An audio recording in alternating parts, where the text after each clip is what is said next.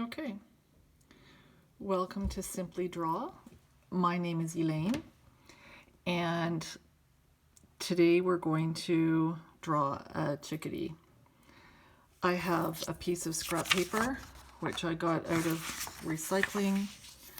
I have a Sharpie, which lately I've been using for my sketch work. I did start out with a pen. Actually, that's not true. I started out with a pencil, and then I came across a video from a guy in Australia who said never draw with a pencil. And I thought, gosh, that's so true, because you're drawing with your pencil and then you're screwing up and you're erasing and you're spending all this time erasing what you've done rather than focusing on drawing, which is what you need to do in order to get better. So when I started out, I just used scrap paper and pen and would just draw whenever I could. And it was extremely frustrating and agonizing with very little progress. And I just couldn't understand what I was doing wrong and why all my attempts just looked so lousy. And it got to the point where one day I actually took my paper, because I was trying to draw a chickadee and I could not get it to look anything like this. So I actually put my paper over top and I traced it. And after that, I looked at my tracing, and then I looked at all the other sketches that I had done, and I was able to see why I was making so many incredible mistakes in my sketch. And what it came down to was the fact that I wasn't actually paying attention, even though I thought I was, to the actual structure of the bird. And once I started paying attention to the structure of the bird, everything kind of came together, and it really helped my progress in leaps and bounds. But this has been a very long journey, easily 2 years off and on. And the reason I wanted to share with you my method of drawing and how I tackle birds is because without venting too much, when you're online and you're looking at a video on how to draw a bird, it's like, draw an oval, and then draw a semicircle, and then draw a triangle, and then draw another triangle, and then draw a rectangle, and then draw parallel lines, and then smooth this out and smooth this out. And it turns into a math lesson, and all you're learning on how to draw is these different shapes. And for me, I couldn't even draw an oval, and I still can't draw an oval. I mean, it took me weeks to be able to get to that point. So what you end up learning to draw, if you follow this type of instruction, is just geometric shapes and then smoothing them out. But that didn't help me. And when I went through the process of actually tracing the bird and looking and studying the anatomy of the bird, everything came together and it really clicked. So this is what I want to show you. For this chickadee, the first thing we notice is that it has a very small forehead, really small. And that's what we're going to draw first. We're going to draw a really small forehead. Now we're on our way. The next thing we want to look at is how the head is kind of flat. It's a very shallow curve, and it comes around and blends into the back. So that's what we're going to draw. We're going to draw a very shallow curve. It's going to be kind of flat on top, and it's going to curve around to blend into the back, because this bird doesn't have a neck that is visible.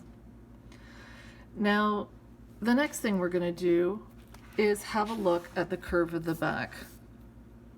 It's another small line and it's a small curve. So that's what we're going to draw. A small curve for the back.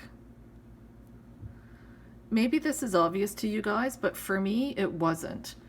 But what's happened is now that I have taught myself to look at the actual structure of the bird and how it's put together, it's a simple matter of altering these lines to change the position of the bird any way I want, rather than doing my flippin' math lesson in my circles and semicircles and all that kind of crap.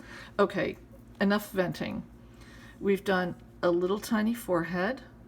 We've done a shallow curve for the head that does kind of have a flat section, and the back of the head blends into the back of the bird.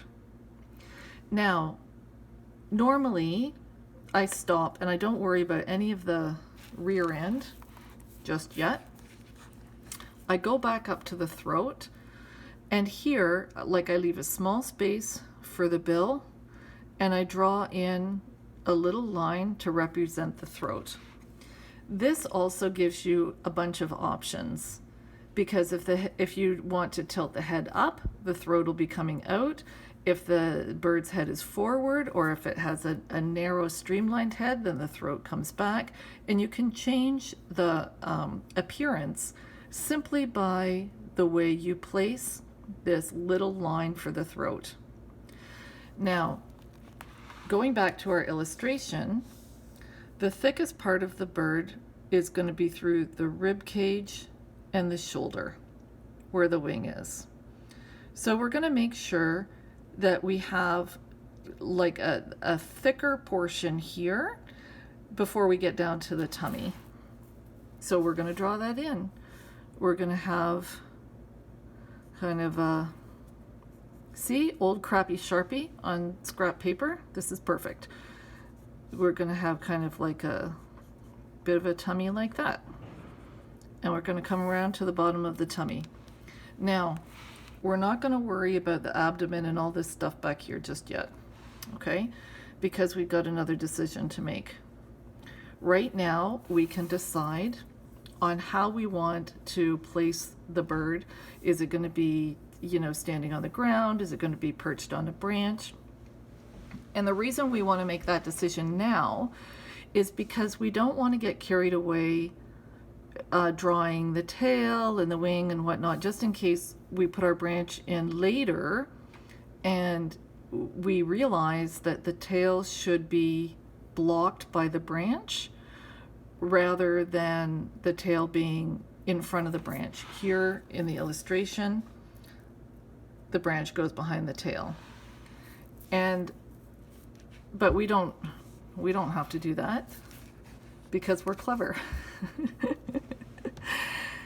Just give me a minute to start laughing. Okay, so we'll just put the abdomen up a little bit like that, and we can figure out how we want to place our branch.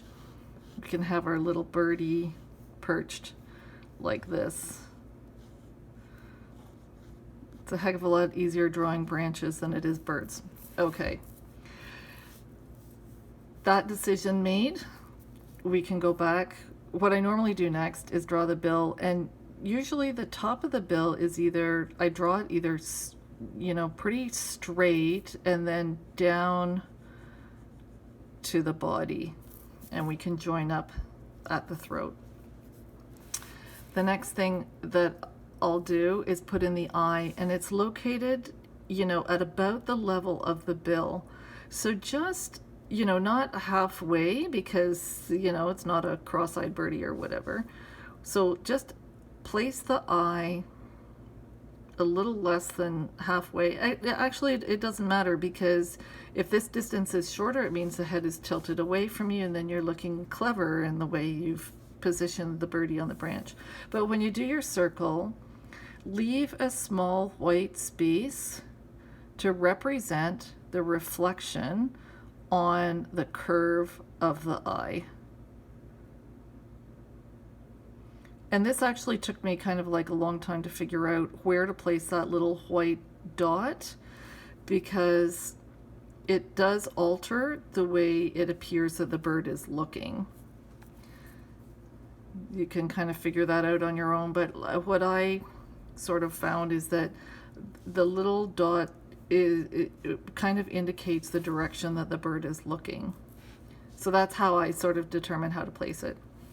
Now, depending on the species, the wings, and actually it also depends on the way the bird is sitting, because sometimes the wings fold really nice and tight along the back of the bird's back and blend into the tail, and sometimes they don't.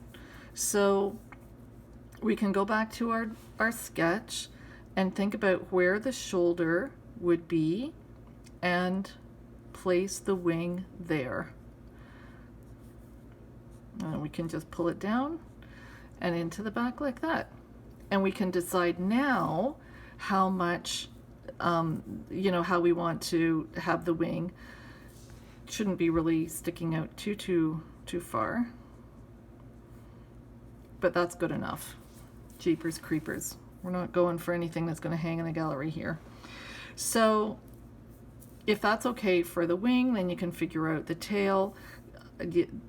Some birds, like the tail, will go up at the back and fan, or it'll come straight down, or it goes out. So if we use this as a reference, what we can do is just put the tail in at the back, obviously, sorry, and just figure that out like that with a couple of lines. Now, what I've noticed in looking at a lot of different pictures is the bum will actually have like a blend into the back of the bum will blend into the tail. It's not like it's never like a right angle there or anything like that. There's always some feathers that kind of like make everything nice and cozy for the bird. So I don't know. That's kind of like good enough, don't you think? Jeepers. So we can, if we want to be fancy, just kind of like put a little bit of a break there to distinguish the bill from the feathers of the face. Now, don't be a wiener and don't be frightened by doing the legs. I tell you, I have ruined so many pictures by figuring out like the body I'd be really happy with, the tail, even the coloring, the wings, the feathers, the markings, I'd be super happy with it. And then I'd try to put in the leg and totally screw up the entire picture. So make yourself draw the legs, because a lot of people don't, and they hide it with foliage because it's really tricky to get the proper placement, and if you screw it up, you ruin the whole picture. So the only way you get better is by practicing. So the legs will always attach not by the tummy, but further back. So chances are that you're doing it right if you put the legs further back. Even this illustration I don't think is correct, because it means that the bird is like twisted. If you look at the legs, the bird is like twisted facing forward, but the way they've done the tail, the angle is wrong. See? And it still got published. There's hope for us. Oh my God. Okay. So look at toward the back of the abdomen and just go for it. Put in a bloody leg. Who cares? Okay. So this is going to, even now, I still like suck at doing these. So the other thing that I like, personal preference, and it really depends on the bird, is that like there's such athletic animals, and I hate it whenever, these instructional videos, it's always like parallel lines. Don't do that. Okay. So if we think that one leg is going to be here, and then the other one is attached to the birdie, back here, because the legs are usually pretty close together. So, He's got some skill, and he's perched on the branch like this. All right? Why not? Now, when it comes to doing the feet, make yourself do that as well, because it is darn tricky to do it in a way that it doesn't look like, a set of bear paws. The middle toe is always longer. The claws are very long. And the feet are always very big. But what I found is that when I'm actually doing feet that look accurate in my picture, it looks crappy. So some of the pictures that I've been the most happy with is I'm just really giving the illusion of the toes and a claw going around the branch or hanging down. In fact, in a lot of illustrations, the claws are so large that they don't actually circle the branch that the bird is on. Okay, that's enough about the feet. See, even this angle I don't really like. It should be more like this. So there's our little birdie. Okay, go you. What do we want to do to make it better? Well, I don't know. It's pretty darn good the way it is. But okay, if you have your outline that you're pretty happy with, the next thing you need to do is go back to your photograph or your illustration and just put in those special markings that make the bird recognizable, in case your stunning artistry isn't enough to sort of like let people know what you've been up to.